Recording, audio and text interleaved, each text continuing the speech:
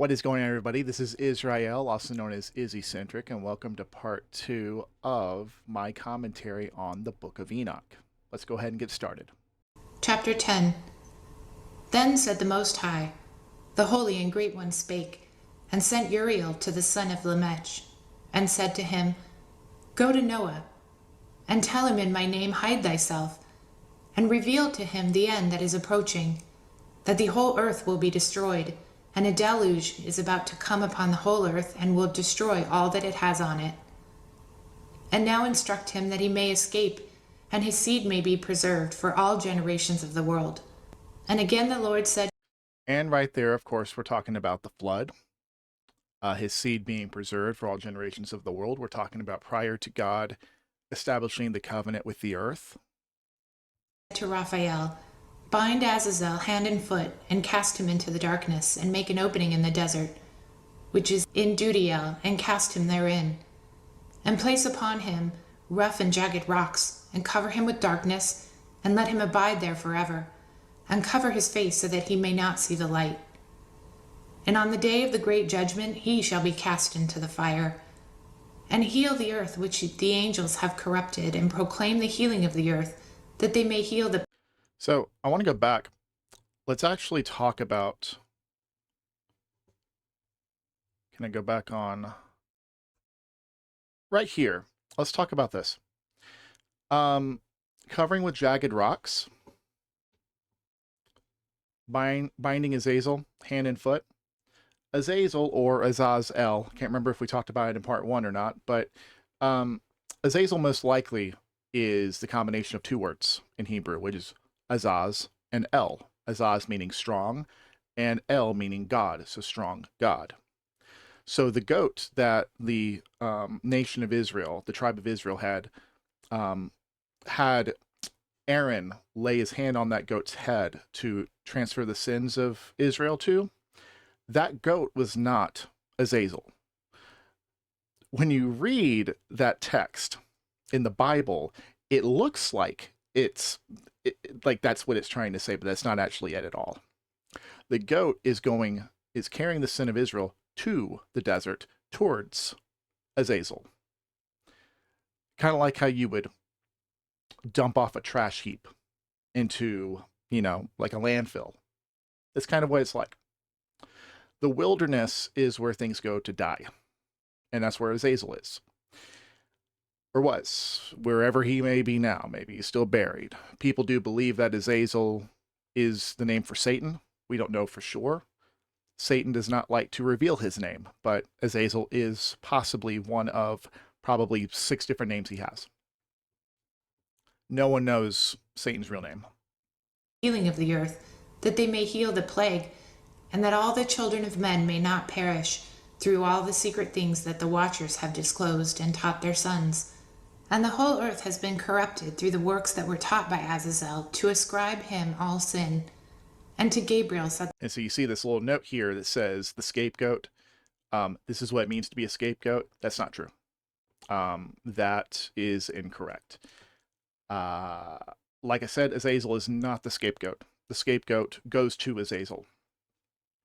So the whole earth has been corrupted through the works that were taught by Azazel. That right there is why, one of a few reasons why people believe that Azazel is another name for Satan. The Lord, proceed against the bastards and the reprobates, and against the children of fornication, and destroy the children of fornication and the children of the watchers from amongst men, and cause them to go forth. Send them one against the other, that they may destroy each other in battle. And for length of days shall they have not. And no...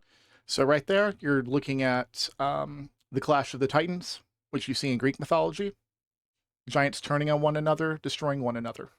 That was the punishment of the fallen angels, the Watchers, was to be forced to watch their sons go to battle against one another.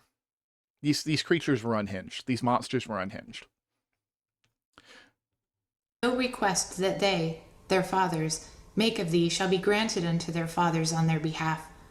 For they hope to live in an eternal life, and that each one of them will live 500 years. And the Lord said to Michael, Go, bind Simjaza and his associates, who have united themselves with women so as to have defiled themselves in all their uncleanliness. And when their sons have slain one another, and they have seen the destruction of their beloved ones, bind them fast for 70 generations in the valleys of the earth, till the day of their judgment and of their consummation, till the judgment that is forever and ever is consummated. In those days they shall be led off to the abyss of fire, and to the torment and the prison in which they shall be confined forever. And whosoever shall be condemned and destroyed will from thenceforth be bound together with them to the end of all generations. And In 2 Peter, the angels are talked about, and the book of Jude, the angels are talked about. In fact, the angels in the book of Jude are talked about, the same ones in Genesis 6, same ones in the book of Enoch, and they, excuse me, and they are compared to these sins of Sodom and Gomorrah, which is why it's believed that Sodom and Gomorrah was not primarily about homosexuality. It was actually about, again, fallen angels getting with humans. destroy all the spirits of the reprobate and the children of the watchers, because they have wronged mankind. Destroy all wrong from the face of the earth, and let every evil work come to an end, and let the plant of righteousness and truth appear. And it shall prove a blessing, the works of righteousness and truth. They shall be planted in joy and true for evermore. And then shall all the righteous escape, and shall live till they beget thousands of children, and all the days of their youth and their old age shall they complete in peace. And then shall the whole earth be tilled in righteousness, and shall all be planted with trees and full of blessing. And all desirable trees shall be planted on it, and they shall plant vines on it. And the vines which they plant therein shall yield wine in abundance. And as for all the seed which is sown thereon, each measure of it shall bear 1,000. And each measure of olives shall yield 10 presses of oil. And cleanse thou the earth from all oppression, and from all unrighteousness, and from all sin, and from all godlessness, and from all the uncleanliness that is wrought upon the earth. Destroy from off the earth. And all the children of men shall become righteous, and all nations shall offer adoration, and shall praise me, and all shall worship me.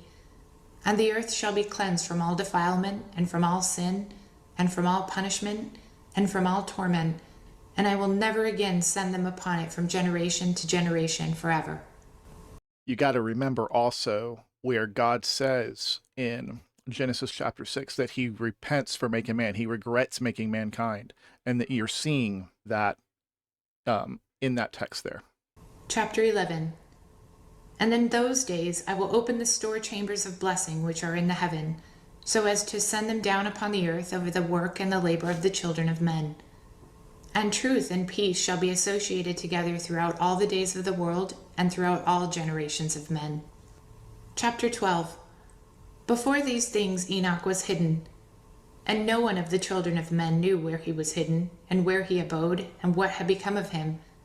And his activities had to do with the watchers, and his days were with the holy ones.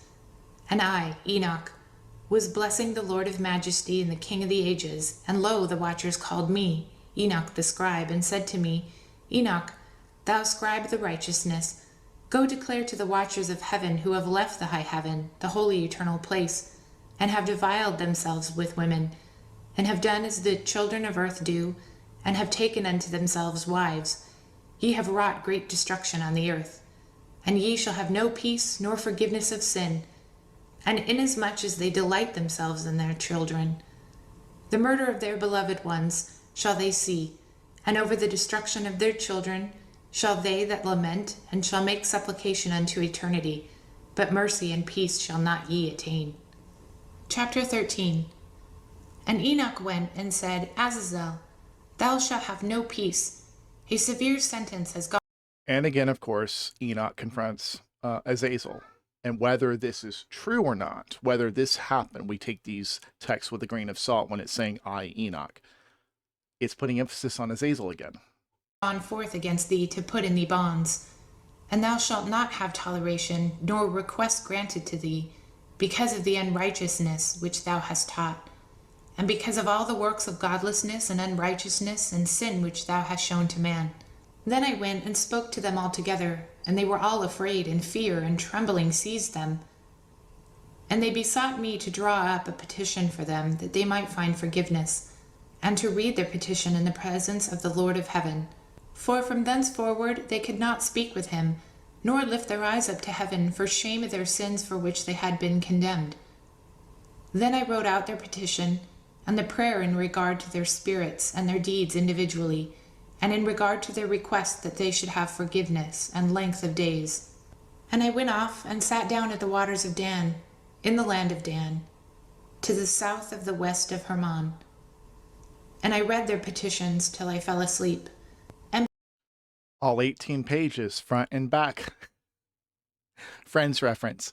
Let's back up to, of course, Hermon is also not only where the angels made the pact, but it's also where Jesus had stood atop and had spoken with Peter, calling him the rock. Very heavy, deep things going there. Take it a step further in 1 Peter chapter 3, verses 18 through 20. It's believed that when Jesus is preaching to the dead, it's not a preaching to, although you can find that in 1 Peter 4:6, he does preach to the dead. He might even still do that today. We don't know. But Jesus going and descending to declare to the angels that he had won the ones disobedient long ago. And behold, a dream came to me, and visions fell down upon me, and I saw visions of chastisement, and a voice came, bidding me, to tell it to the sons of heaven and reprimand them. And when I awakened, I came unto them, and they were all sitting together gathered, weeping, with their faces covered.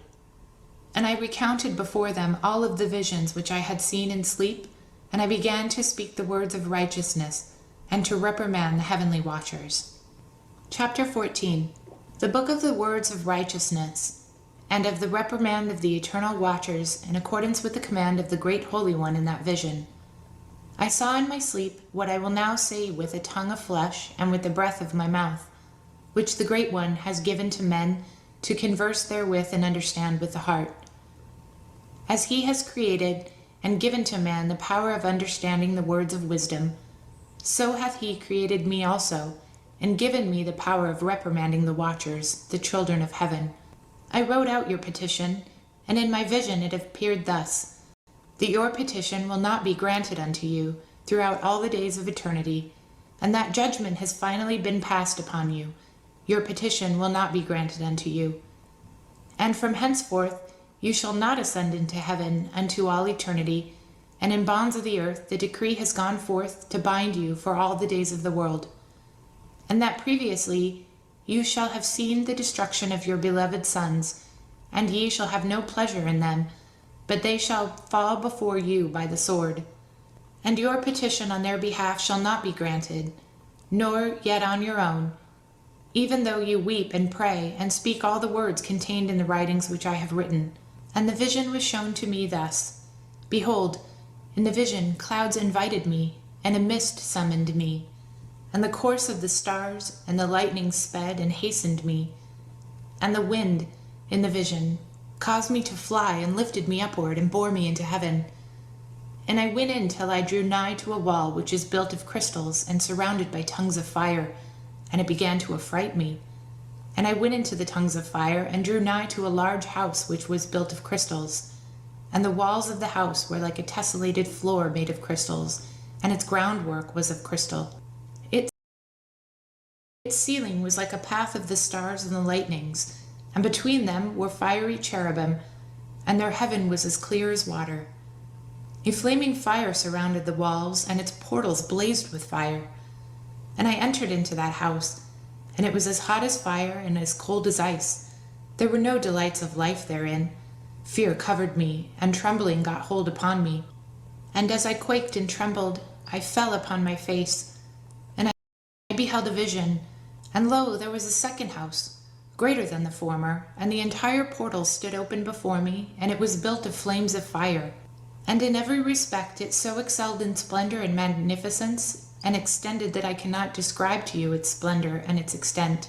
And its floor was of fire, and above it were lightnings in the path of the stars, and its ceiling also was a flaming fire. And I looked and saw therein a lofty throne, and its appearance was as crystal, and the wheels thereof as the shining sun, and there was the vision of cherubim. And from underneath the throne came streams of flaming fire, so that I could not look thereon. And the great glory sat thereon, and his raiment shone more brightly than the sun, and was whiter than any snow. None of the angels could enter, and could behold his face by reason of the magnificence and glory, and no flesh could behold him. The flaming fire was round about him, and a great fire stood before him, and none could draw nigh him. 10,000 times 10,000 stood before him, yet he needed no counselor. And the most holy ones who were so nigh unto him did not leave by night, nor depart from him. And until then I had been prostrate on my face, trembling. And the Lord called me with his own mouth, and said, Come hither, Enoch, and hear my words. And of the holy ones came to me and wakened me. And he made me rise up and approach the door, and I bowed my face downward. Chapter 15. And he answered and said to me, and I heard his voice, Fear not, Enoch, thou righteous man and scribe of righteousness, approach hither and hear my voice.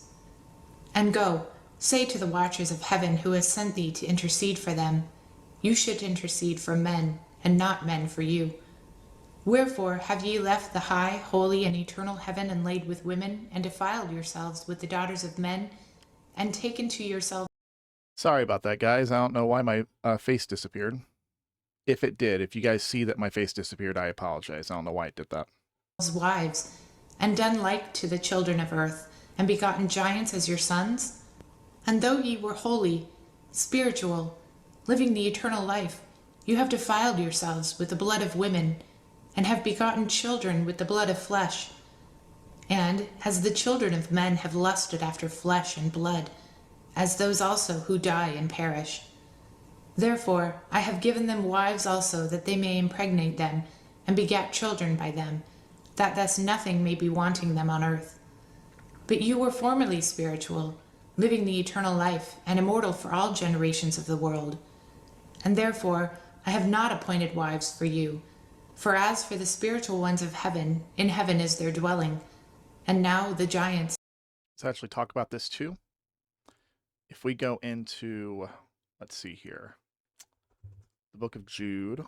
Jude chapter 6, and the angels who did not keep their positions of authority, but abandoned their proper dwelling, these he has kept in chains of darkness, kept in darkness, bound with everlasting chains for judgment on the great day.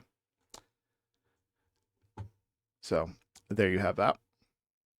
Who are produced from the spirits in flesh, shall be called evil spirits upon the earth, and on the earth shall be their dwelling. Evil spirits have proceeded from their bodies, because they are born from men, and from the holy watchers is their beginning and primal origin. They shall be evil spirits on earth, and evil spirits shall they be called. As for the spirits of heaven, in heaven shall be their dwelling. But as for the spirits of the earth, which they were born upon the earth shall be their dwelling. And the spirit of the giants afflict, oppress, destroy, attack, do battle and work destruction on earth, and cause trouble. They take no food, but nevertheless hunger and thirst, and cause offenses. And these spirits shall rise up against the children of men and against the women, because they have proceeded from them. Okay, let's pause here. I want to show you something else, because right there, evil spirits is what they're talking about. What Enoch is talking about. It's talking about the evil spirits which came from demons. Are disembodied spirits of the Nephilim. So let's go to Genesis chapter 3, verse 15. Check this out. The prophecy in which God gives says, talking to Satan, he says, I will put enmity between you and the woman, and between your offspring and hers. He will crush your head, and you will strike his heel. Yes, this is talking about Jesus Christ. But if we go here in the footnote, the offspring could mean seed, between your seed and hers. 3 chapters later, we have the sons of God and the daughters of men. It's all pointing to the same thing. The whole reason that we're fighting demons today, the reason we need exorcisms today is because of this. I want to show you guys something else. If we go to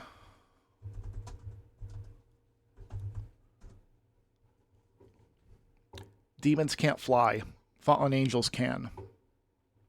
Jesus says in Matthew 23, verses 43 through 45, when the unclean spirit is gone out of a man, he walketh through dry places, seeking rest and finding none.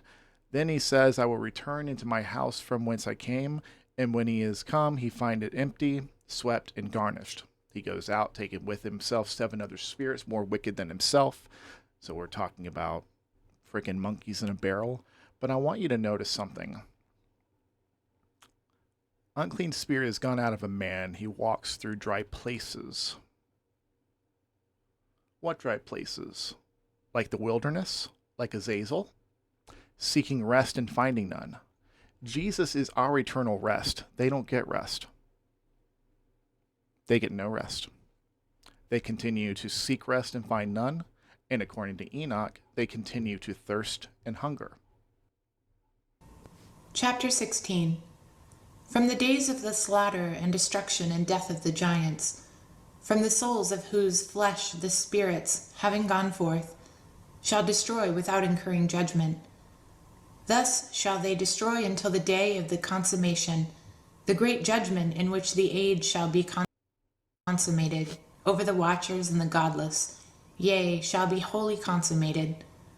And now as to the watchers who have sent thee to intercede for them, who had been in heaven, you have been in heaven, but all the mysteries had not yet been revealed to you, and you knew worthless ones. And these in the hardness of your hearts you have made known to the women, and through these mysteries women and men work much evil on earth. Say to them, therefore, you have no peace. So, you have been in heaven, but all the mysteries had not yet been revealed to you. Right here, the things that, just noticing, hey, buddy, had not, John, I have to keep working, buddy, had not yet been revealed to you. Had not yet been revealed. So, we have a time where it hadn't happened yet, but like, for example, the cutting of roots, right? Making medicine. I think makeup is actually talked about at one point earlier in Enoch that we read together. If not makeup, it was something about beauty, dressing in. Goodness, I can't remember. I'm not going to scroll back to try to find that. But there were things that we were never supposed to know, and there are things that we were going to know eventually. Chapter 17. And they took and brought me to a place in which those who were there were like flaming fire, and, when they wished, they appeared as men. And they brought me to the place of darkness, and to a mountain, the point of whose summit reached to heaven. And I saw the place of the luminaries, and the treasuries of the stars, and of the thunder, and the utmost depths, where were a fiery bow and arrows and their quiver, and a fiery sword and all the lightnings. And they took me to the living waters, and to the fire of the west, which receives every setting of the sun. And I came to a river of fire, in which the fire flows like water, and discharges itself into the great sea towards the west. I saw the great rivers, and came to the great river, and to the great darkness, and went to the place where no flesh walks. I saw the mountains of darkness of winter, and the place whence all the waters of the deep flow. I saw the mouths of all the rivers of earth, and the mouth of the deep. Chapter 18. I saw the treasuries of all the winds. I saw how he had furnished them with the whole creation and the firm foundations of the earth. And I saw the cornerstone of the earth.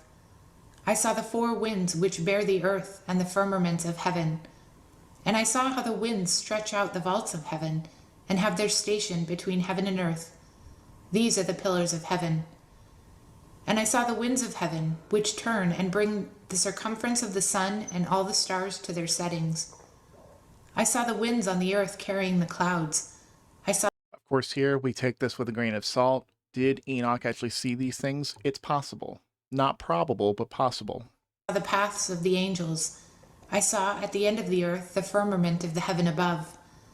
And I proceeded and saw a place which burns day and night, where there are 7 mountains of magnificent stones, 3 towards the east and 3 towards the south. And as for those towards the east, one was of colored stone, and one of pearl, one of jacinth, and those towards the south of red stone. But the middle one reached to heaven like the throne of God, of alabaster, and the summit of the throne was of sapphire.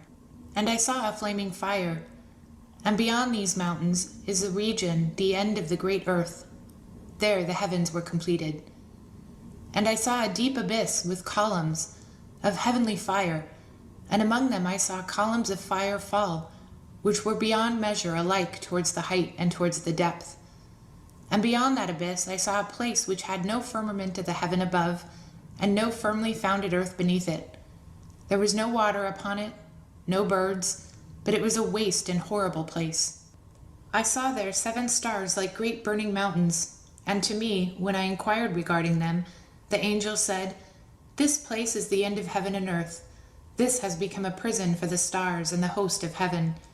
And the stars which roll over the fire are they which have transgressed the commandments of the Lord in the beginning of their rising, because they did not come forth at their appointed time. And he was wroth with them, and bound them till the time when their guilt shall be consummated, even for 10,000 years." So here we have basically the Phantom Zone, the the everlasting chains of darkness. Chapter 19. And Uriel said to me, "Here shall stand the angels who have connected themselves with women, and their spirits assuming many different forms are defiling mankind, and shall lead them." Okay, notice here it says many different forms.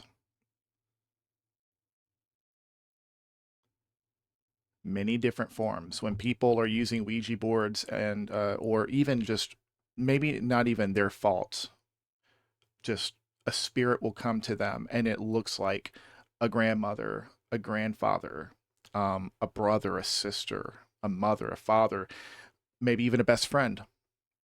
Demons can take forms of anybody, of anything. And Enoch confirms it here. Astray into sacrificing demons as God. Here they shall stand, till the day of the great judgment, in which they shall be judged till they are made an end of. And the women also of the angels who went astray shall become sirens. And I, Enoch, alone saw the vision, the end of all things, and no man shall see as I have seen. I'll be honest with you, that's a weird one. Sirens. The women becoming sirens. Again, take it with a grain of salt. But what would happen to somebody who defiled themselves with an angel? But on the flip side, people believe it still happens today. I'm one of those people that believes it still happens today. Chapter 20. And these are the names of the holy angels who watch. Uriel, one of the holy angels, who is over the world and over Tartarus. Raphael, one of the holy angels.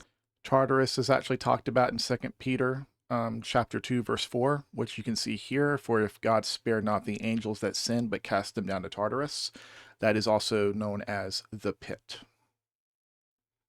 Again, everlasting chains, where there is no sign of life, no light, no nothing. The terrible place that Enoch saw, Tartarus. Who is over the spirits of men.